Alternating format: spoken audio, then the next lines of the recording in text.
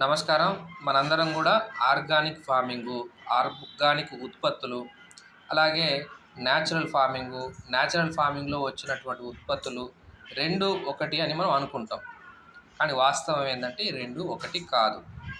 Organic farming అనగానే జనాలు ఊహించుకునేది ఏందంటే ఎటువంటి మందులు లేకుండా పండించినటువంటి పంట అని మనం ఊహించుకుంటాం.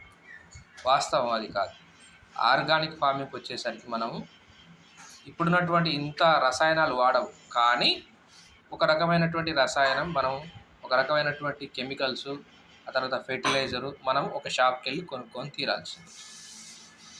కానీ న్యాచురల్ ఫార్మింగ్ వచ్చేసరికి మనకేమైతుందంటే మన కళ్ళ ముందు ఉన్నటువంటి మొక్కల నుండి, మన కళ్ళ ముందు ఉన్నటువంటి చెట్ల నుండి, మన వంటింట్లో ఉన్నటువంటి పదార్థాల నుంచి మనము ఆ పంటకు కావాల్సినటువంటి ఎరువులను, ఆ తర్వాత పైమందులను తయారు చేసుకుంటాం.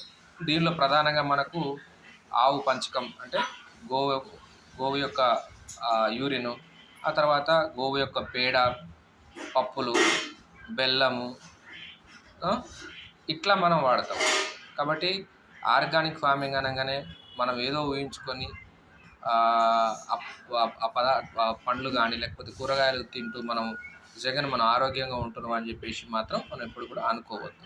న్యాచురల్ ఫార్మింగ్ ద్వారా పండించినటువంటి పంటలే నిజమైనటువంటి ఫెర్టిలైజరు, పెస్టిసైడ్ ఫ్రీ పంటలు.